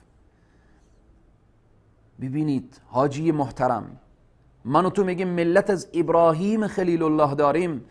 ابراهیم همسر خود را و فرزند خود را می آورد در وادی لم یزرع، در جایی که نه آب است و نه علف است و نه آبدانی، فرزند خود را و مادرش را تک و تنها می گذارد.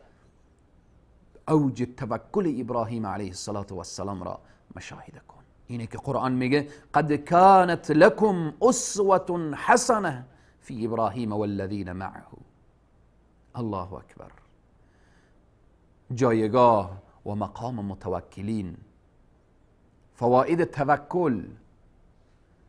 این توکل چی فایده دارد؟ فواید توکل چیست؟ این سفر کاملا میخواهد تو انسان مسلمان را یک انسان متوکل بسازد، کاملا توجه تو را به سوی اقدس الهی داشته باشد. از جمله فواید توکل اینه که داخل شدن به جنت بدون حساب. الله اکبر. این آرزو و هدف هر مسلمان است که به جنت داخل شود، چی برسد بدون حساب. الله اکبر. چی نعمت عظیم و بزرگی که بدون حساب انسان وارد جنت شود. چی وقتی به دست می آید؟ رسول معظم اسلام صلی الله علیه و سلم می فرمایند یدخل الجنه من امتی 70,000 70,000 انسان از امت من، 70,000 از امت من در حشر بدون حساب اینها وارد جنت می شوند، بغیر حساب. اینها چی کسانی هستند؟ هم الذين لا يسترقون ولا يتطيرون وعلى ربهم يتوكلون. اینها کسانی هستند که بر پروردگار خیش توکل دارند، توکل فقط به ذات اقدس الهی دارند. اینها بدون حساب، بغیر حساب وارد جنت می شوند.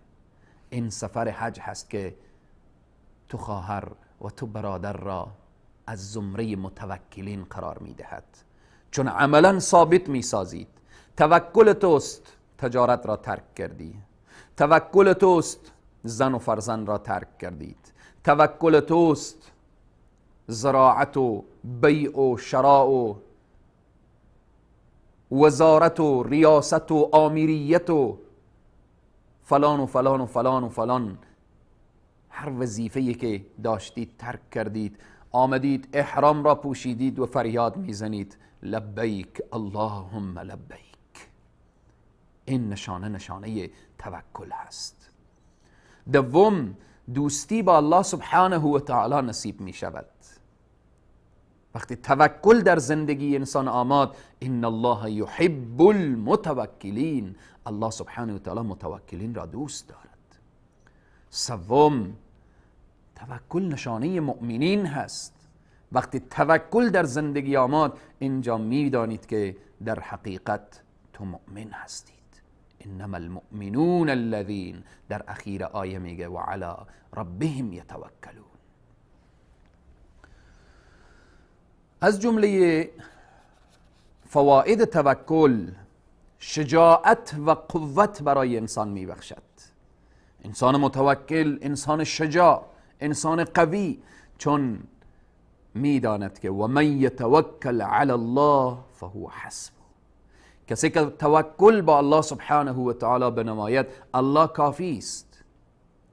وقتی تو همه زندگی خود را پشت سر گذاشتید و حرکت کردید طرف این سفر مبارک، بدان که مال تو را، زندگی تو را، اولاد تو را، همسر تو را، اگر زن بودید شوهر تو را، همه اینها را الله کافی است که حافظ و نگهدار اینها باشه. انسان متوکل شجاع هست. چون توکل با ذات اقدس الهی دارد. توکل سبب عزت می شود. الله سبحانه و تعالی می فرماید و من یتوکل علی الله فإن الله عزیز حکیم. کسی که پناه ببرد به عزیز، عزیز هیچ وقت او را ذلیل نمی کند. انسان متوکل پناه برده به پروردگاری که او عزیز هست، پروردگاری که عزت دهنده هست. قل اللهم مالک الملک تؤتی الملک من تشاء و تنزع الملک ممن تشاء و تعز من تشاء و تذل من تشاء بیدک الخیر. پادشاهی، عزت، ذلت، همه اینها نزد الله سبحانه و تعالی و از جانب الله سبحانه و تعالی. اگر الله تو را عزیز کرد هیچ ذلیل کننده نیست، و این را بدان که اگر الله ذلیل کرد هیچ عزت دهنده نیست. پس کسی که پناه میبره و من یتوکل علی الله فإن الله عزیز، اینجا صفت پروردگار عالم صفت عزت ذکر شده. کسی که پناه ببره به عزیز، عزیز او را ذلیل نمی کند. این از جمله فواید توکل. و همچنین از جمله فواید توکل دیگر چیست؟ توکل سبب فراوانی رزق می شود، سبب فراوانی سرمایه دنیا و آخرت انسان می شود. الله سبحانه و تعالی می فرماید فما اوتیتم من شیء فمتاع الحیاة الدنیا وما عند الله خیر و ابقا. این برای کیست؟ زندگی دنیا، وسعت رزق، زیبایی آخرت، خوشبختی دنیا و آخرت. للذین آمنوا، برای اهل ایمان، و علی ربهم یتوکلون. توکل اصحاب رسول صلی الله علیه و سلم چگونه توکلی بود؟ قرآن چی زیبا می فرماید. الذين قال لهم الناس ان الناس قد جمعوا لكم فاخشوهم. وقتی که مسلمان ها از احد برگشتن، دشمنان میخواستن مرتبه دیگر حمله کنن. دشمنان از این نیرنگ استفاده کردن که کسی را فرستادن برو برایشان بگو که جمع شدن تا بار دیگر بر شما حمله ور بشن. این سخن بر علاوه که مسلمانان را سست و ضعیف نکرد، قرآن اشاره می کند الذين قال لهم الناس ان الناس قد جمعوا لكم، اینا جمع شدن، فخشوهم، بترسید از ایشان. صحابه بر علاوه که نترسیدن فزادتهم ایمانا و قالوا حسبنا الله و نعم الوکیل. گفتن الله برای ما کافی است، توکل ما با الله سبحانه و تعالی هست. پس حاجی محترم، اگر در این سفر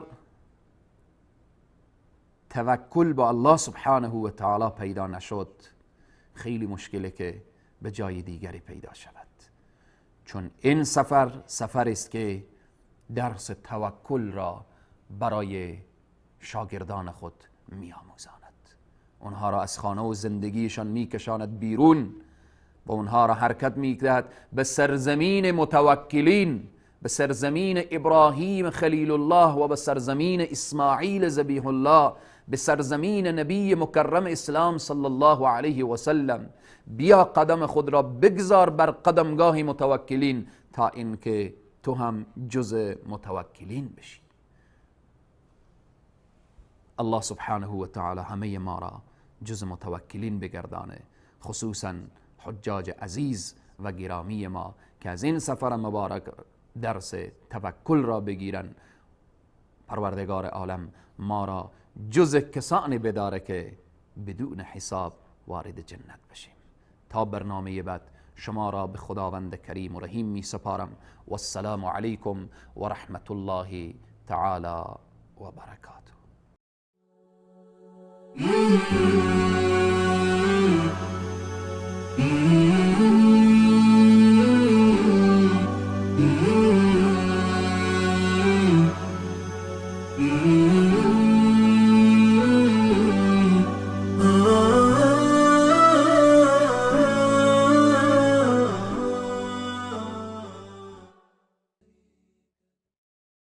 الله الرحمن الرحیم. الحمد لله رب العالمین و صلاة و السلام علی سید الانبیاء و المرسلین حبیبنا محمد و علی آله و صحبه اجمعین.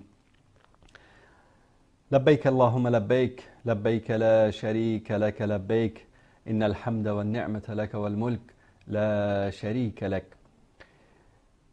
در این روزهای مبارک حج قرار داریم و یکی از عبادتهای بزرگی که الله سبحانه و تعالی رکن پنجم دین مبین اسلام قرار داده است، عبادت حج.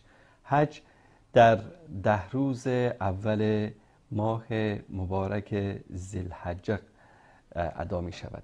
این 10 روز اولی که الله سبحانه و تعالی به خاطر عظمت و بزرگی این 10 روز به آن سوگن یاد کرده است، والفجر و لیال عشر. این عبادت بزرگترین درسی که در این عبادت است دوری از شرک است، دوری از شریک قرار دادن برای الله سبحانه و تعالی. اصلا می توانیم بگیم که هدف اصلی حج امین است، فلسفه حج امین است. چرا حج در بیت الله الحرام صورت می گیرد؟ یکی این که خب حج از قدیم هم از زمان ابراهیم علیه السلام که امر شد و اذن فی الناس بالحج یأتوک رجالا، که این حج رو اولین کسی که شعار داد برای حج ابراهیم علیه السلام بود. خب به مرور زمان این حج تبدیل شد به یک عملی که سراسر در او چی بود؟ شرک و بت پرستی بود. دین مبین اسلام آمد و همین عبادت بزرگ رو که یک عبادت توحیدی است و اعلان براءت و بیزاری از شرک و مشرکین هست رو به همان شکل اول خودش برگرداند، به همان شکل توحیدی، به همان شکل ابراهیمی دوباره این عبادت رو برای ما مسلمانان فرض قرار داد. آنم در سرزمینی که مرکز بت پرستی بود. هر قبیله‌ای که در اطراف جزیره العرب زندگی می‌کردند یک بتی در کعبه برای خودشان داشتند. یعنی چی بود؟ بتخانه همه این مردم شده بود. هر کس به دید مکانی میدید به کعبه که در اونجا به اصطلاح خدایشان در اونجا وجود دارد، خدایان ساختگیشان. الله سبحانه و تعالی به وسیله این عبادت بزرگ در جایی که تبدیل شده بود به مرکز شرک و بت پرستی میخواهد در اینجا به ما پیام توحید رو و درس دوری از شرک و بت پرستی را بدهد توسط این عبادت بزرگ. خانه‌ای که در آنجا بیش از 360 بت قرار داشت، این خانه شده مقر توحید و یکتاپرستی.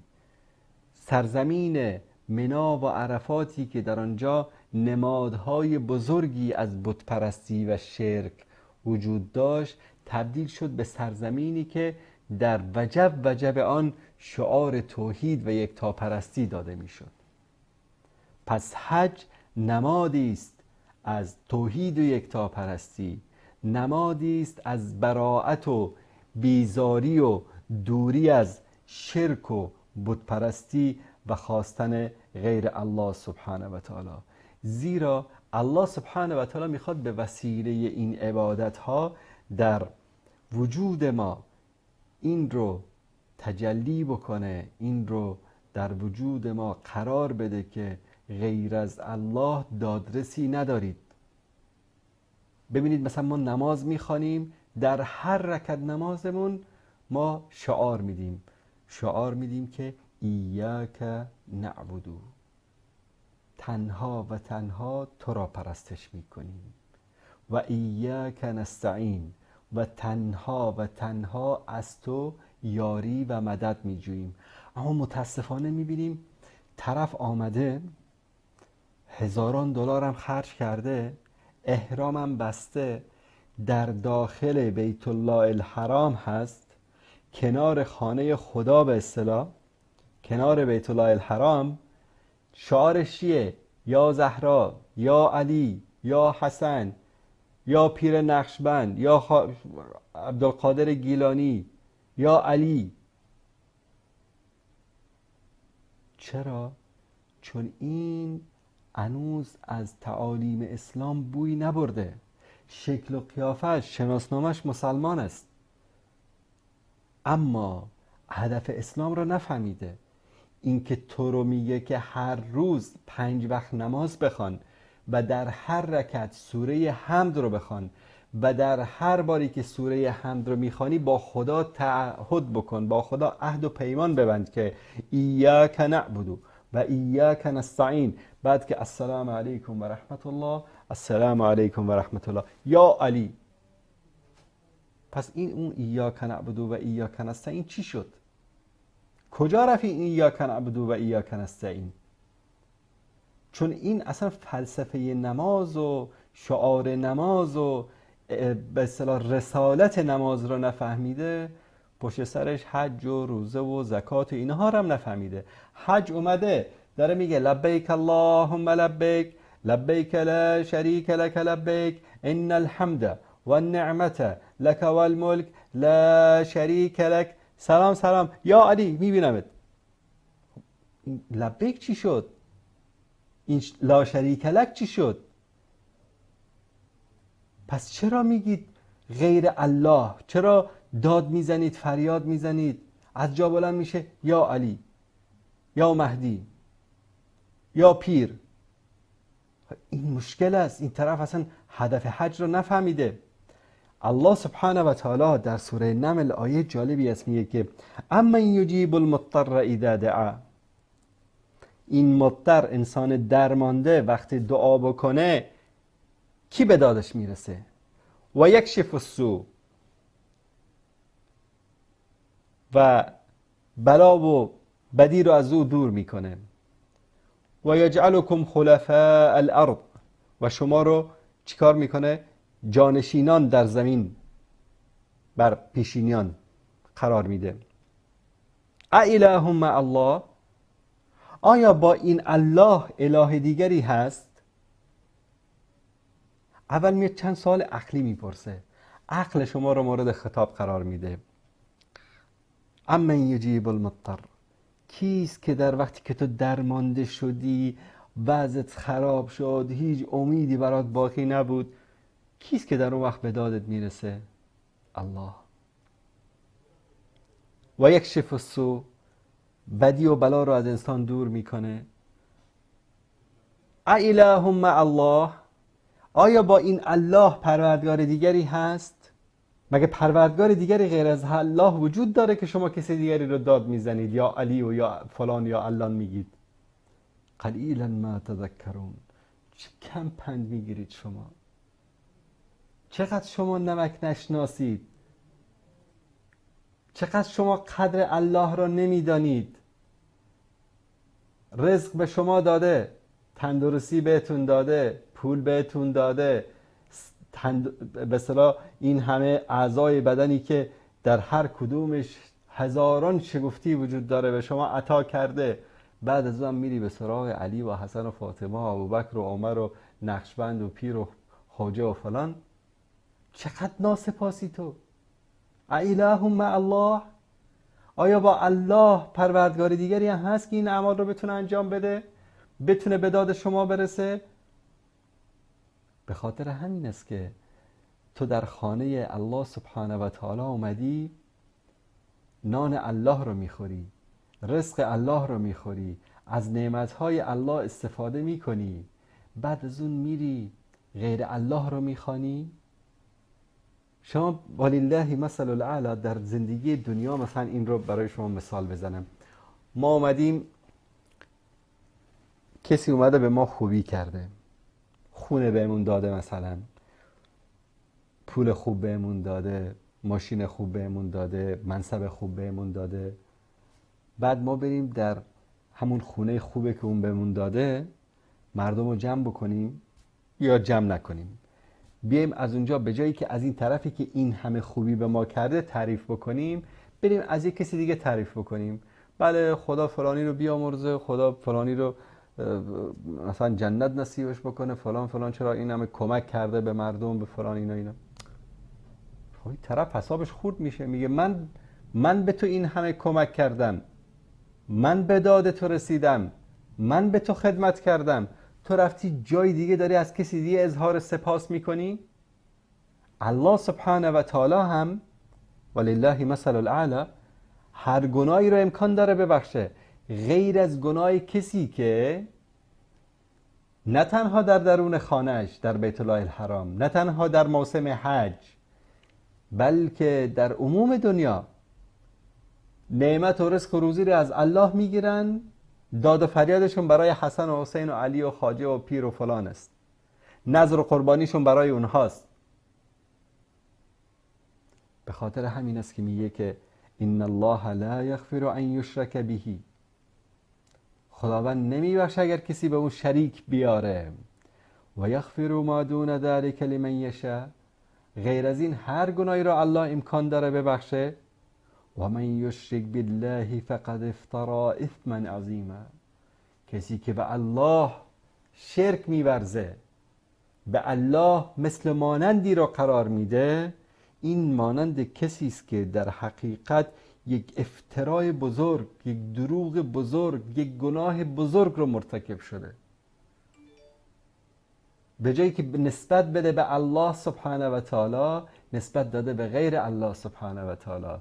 به جای اینکه قدر شناس الله سبحانه و تعالی باشه، قدر شناسی از غیر الله سبحانه و تعالی میکنه. پس این انسان ناسپاس رو الله هرگز نمیبخشه. با میگه که خب من بهت روزی دادم، من بهت رزق دادم، من بهت این همه نعمت دادم، بعد از اون تو میای کسی دیگری رو پرستش میکنی، کسی دیگری رو یاد میکنی. همین آیه رو الله سبحانه و تعالی در جای دیگری از قرآن کریم با صیغه دیگری بیان میکنه.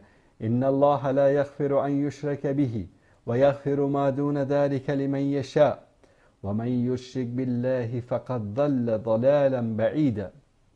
الله سبحانه و تعالی نمیبخشه کسی که به او چیکار بکنه؟ شریک قرار بده، و غیر از اون هر گناهی رو برای هر کسی که خواست میبخشه. و کسی که به الله شرک میاره، در حقیقت این انسان انسانی است که گمراه شده، گمراهی بسیار دور و دراز، گمراهی بسیار بعید، دور از توحید، دور از یکتاپرستی، دور از واقعیت. پس حج و شعار حج که به ما میگه لبیک اللهم لبیک، لبیک لا شریک لک لبیک، لا شریک لک لبیک، لا شریک لک لبیک، لا شریک لک، هیچ شریکی تو نداری. پس ای حاجیانی که به حج بیت الله می روید، از برای خدا این همه خرج و مصارف کردید، حداقل مفهوم شعار حج رو بفهمید. وقتی که حاجی واقعی اون حاجی است که از حج برمیگرده، غیر از یا الله هیچ چیز دیگری باید بر زبانش جاری نشود. نه یا محمد، نه یا علی، نه یا ابوبکر، نه یا عمر، نه یا حسن، نه یا حسین، نه یا فاطمه زهرا، نه یا مهدی، نه یا پیر، نه یا فلان، نه یا شیخ عبدالقادر جیلانی، نه پیر دستگیر و فلان و فلان. این معبودان باطلی که بدون الله سبحانه و تعالی متاسفانه پرستش میشن از طرف کسانی که شعار دین را نفهمیدن. رکن اول دین اشهد ان لا اله الا الله یعنی چی؟ شهادت میدم که لایق عبادت نیست مگر الله یکتا. این معنی اینو نفهمیده. از اون که بگذاریم به ارکان اسلام که بیم، معنی اون رو هم نفهمیده، معنی شعارهای عبادات رو نفهمیده، معنی الله اکبر رو نفهمیده، معنی سبحان ربی العظیم رو نفهمیده، معنی سبحان ربی الاعلی رو نفهمیده. معنی ایاک نعبد و ایاک نستعین رو نفهمیده، معنی لبیک اللهم لبیک رو نفهمیده. آیا میشه به این گونه انسان‌ها گفت انسان‌های مؤمن و موحد؟ میشه به این انسان‌ها گفت انسان‌هایی که اینا میخوان آرزوی رفتن به جنت رو بکنه؟ جنت برای موحدین است، جنت برای یکتاپرستان است. اگر قرار باشه ما امروز خدا را هم بپرستیم و در کنار خدا خدایان دیگری را هم بپرستیم، پس فرق بین ما و بین ابو جهل و ابو لهب چیست؟ اگر از ابو جهل و ابو لهب میپرسن من یرزقکم من السماء، کیست که از آسمان به شما روزی میده؟ میگفتن الله. کیست که شما را از مصیبت ها نجات میده؟ میگفتن الله. وقتی که یک گرفتار مصیبتی میشن دعوا الله مخلصین له الدین، وقتی گرفتار یک مصیبتی، زلزله، طوفانی، مصیبتی گرفتار میشن، چنان خالصانه الله رو میگن ای الله، ای پروردگار ما، غیر از تو ما دادرسی نداریم، غیر از تو ما هیچ پناهی نداریم، تو به داد ما برس. اما در حالت آرامش چیکار میکردن؟ شرک میورزیدن. در حالت خوشحالی، در وقتی که مصیبتی نداشتن، غم و اندوهی نداشتن، بت‌ها رو میپرستیدن. اینها بهشون گفته شد مشرکین. پیامبر با اینا جنگید، بدر و احد و خندق و حنین و نمیدونم خیبر و همه این عبادت ها، همه این غزوات با کسانی صورت گرفت که به رازق بودن و خالق بودن و یکتا بودن الله اعتقاد داشتن. تنها در وقت آسایش و آرامششون بت‌ها رو چیکار میکردن؟ وسیله رسیدن به خدا قرار میدادن. الان من چیزی نمیگم، شما قضاوت بکنید. مسلمان امروزی در وقت سختی و مشکلات یا الله میگه یا علی، یا الله میگه یا پیر فلان، یا الله میگه یا خواجه فلان، یا الله میگه یا زهرا و یا مهدی میگه. پس کدامشان موحدترن؟ کدامشان واقعیت توحید رو بیشتر میفهمیدن؟ ابو جهل و ابو لهب و امیه و شیبه و عتبه و ربیعه، یا بعضی از مسلمان های امروزی که متاسفانه اسم مسلمان بر خودشان گذاشتن اما غیر الله رو میخوانند؟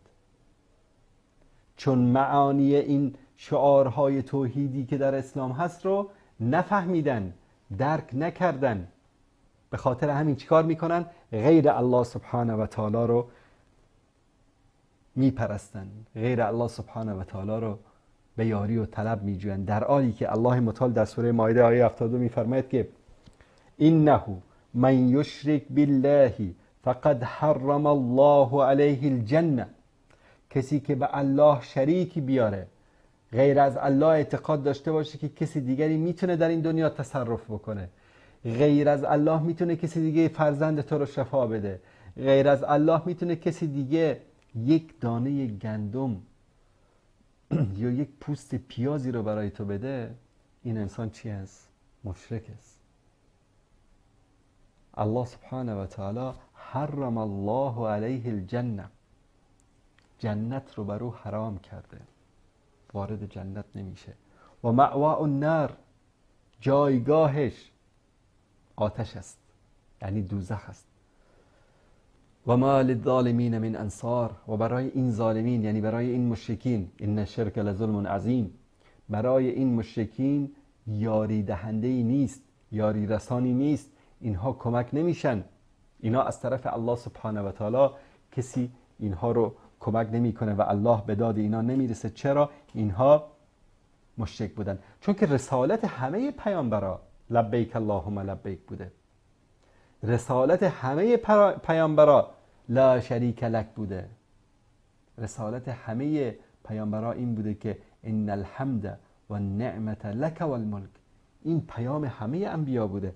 الله متعال میفرماید یا محمد ولقد اوحی الیک، بر تو ای محمد صلی الله علیه و سلم، و الی الذین من قبلک، و با آن پیامبرانی که قبل از تو آمدن، به اونها چی گفته شد؟ لئن اشرکت، اگر که شرک بورزید، لیحبطن عملک ولتکونن من الخاسرین. حتی توی محمد، محبوب من، حبیب من، خلیل من، دوست من، پیامبر نازنین من، چه جایگاه عظیمی داشت رسول الله صلی الله علیه و سلم در نزد الله متعال. این محمد مصطفی صلی الله علیه و آله و سلم با این جایگاه و عظمت، الله متعال این فرض محال رو مثال میزنه به پیامبر که ای محمد، اگر تو و یا اون پیامبرانی که پیش از تو آمده بودن، هر کدام از اینها، لئن اشرکت، اگر شرک بیاری، لیحبطن عملک ولتکونن من الخاسرین، همه اعمال تو برباد میشه و تو از جمله خاسرین یعنی زیانکاران خواهی بود. یا الله، حتی به محمد مصطفی اینطوری سخت هشدار میده. اما امروز خیلی از مسلمانان خیلی راحت مرتکب شرک میشه، خیلی راحت مرتکب مخالفت اوامر و نواهی الله سبحانه و تعالی میشه و خم به ابرو نمیاره. و الله متعال به محبوبش، به رسول الله صلی الله علیه وسلم این گونه هشدار سخت میده که ای محمد، حتی اگر تو هم شرک بیاری، اعمال تو برباد میکنی و جمله زیانکاران خواهی شد. اینجا دیگه واسطه به درد نمیخوره. تو فلان ابن فلان هستی، برای خودت هستی. این تلک حدود الله، این حد است، این خط قرمز الله سبحانه و تعالی است. ان الله لا یغفر ان یشرک به. الله سبحانه و تعالی اگر شریک برش بیاری نمیبخشه. این خط قرمز است. هر کسی میخوای باش، از این خط قرمز رد نشو. این خط عبودیت است. این حد فاصل بین معبود است و بین پروردگارش. این خط فاصل است بین انسان و بین پروردگارش. پس نباید از این خط انسان بگذره، وگرنه از جمله چی میشه؟ از جمله زیانکاران خواهد شد. به خاطر همین است که کسی که این خانه مبارک رو که ما امروز به عبادتش میریم، به زیارتش میریم، به حجش میریم، این خانه مبارکی که در 5 وقت نماز به طرف او نماز میخوانیم، کسی که این خانه رو با دستان مبارکش، ابراهیم علیه السلام به همراه اسماعیل علیه السلام خشت خشت این خانه رو بنا کردن، دعا میکردن که وجنبنی و بنی ان نعبد الاسنام، بارالها من و فرزندان من را از این که بت‌ها رو بپرستند به تو پناه میبریم. ما رو دور بدار از بت پرستی. ابراهیم علیه السلام دعا میکرد که الله سبحانه و تعالی او و فرزندانش رو چیکار بکنه؟ از بت پرستی و خواستن غیر الله سبحانه و تعالی دور بکنه.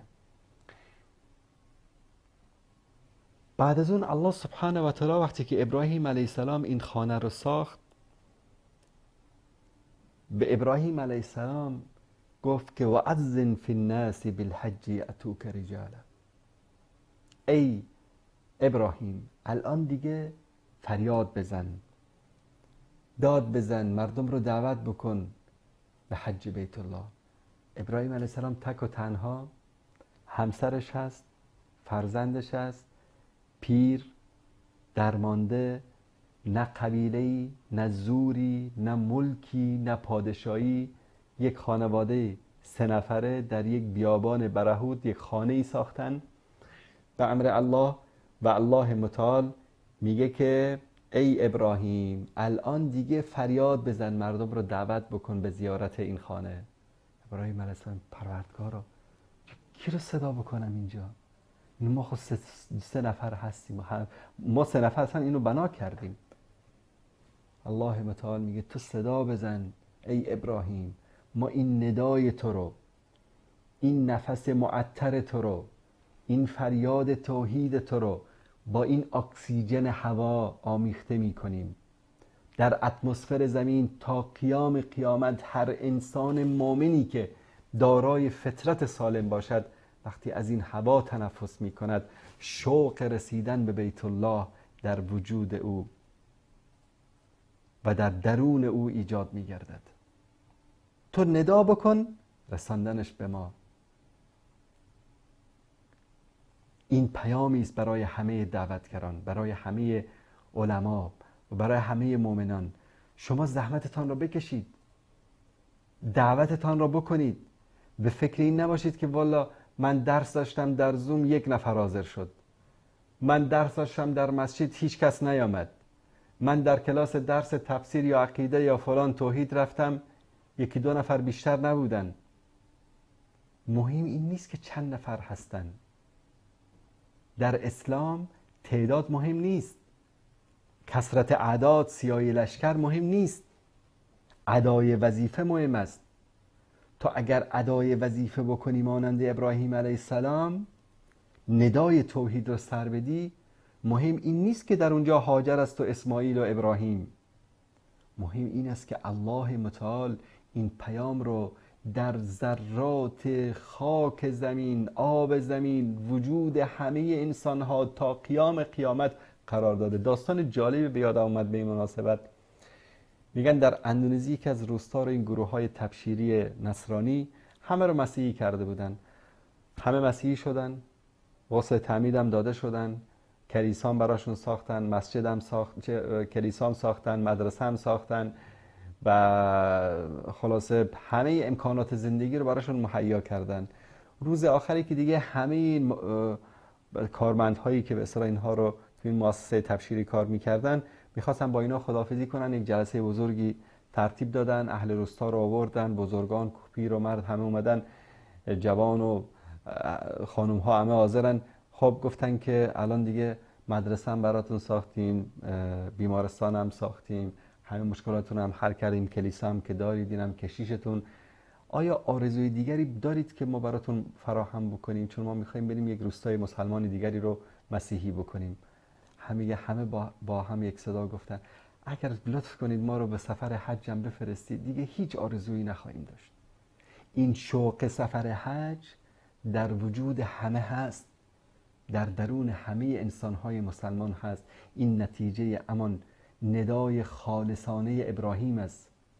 به خاطر همین است که ان ابراهیم کان امتا، ابراهیم خودش یک امت بود، به تنهایی یک امت بود. چرا ندای با اخلاص او، ندای توحید او در همه ذرات این کائنات شوق رسیدن به بیت الله را ایجاد کرد. و در ادامه الله سبحانه و تعالی می‌فرماید که ولیشهدوا منافع لهم، که در این مدت حج منافعی که در آنجا هست، خرید و فروشی یا منافع مادی و معنوی که است، از اون بهره مند شوند. و یذکر اسم الله فی ایام معلومات، و ذکر الله سبحانه و تعالی رو بکنن در روزهای معلومی که همین روزهای 10گانه ذوالحجه است. این عبادت بزرگ و این رکن عظیم اسلام که در او شعار مهم، شعار چی است؟ توحید و یکتاپرستی، دوری از شرک، دوری از بت پرستی، دوری از هوا و هوس. الله سبحانه و تعالی به همه ما و شما عزیزان این توفیق را عنایت بکنه که بندگان موحدی باشیم، یکتاپرستی باشیم، که فقط و فقط برای الله سبحانه و تعالی، برای ذات اقدس او عبادت بکنیم، تنها از او بخواهیم. تنها اوست که فریادرس ماست، تنها اوست که به ما کمک می کند، تنها اوست که می تواند ما رو نجات بدهد، تنها اوست که با عبادت او، با توحید و یکتاپرستی او ما می توانیم وارد فردوس اعلی شویم. و صلی الله علی سیدنا و حبیبنا محمد و علی آله و صحبه اجمعین. السلام علیکم و رحمت الله و برکاته.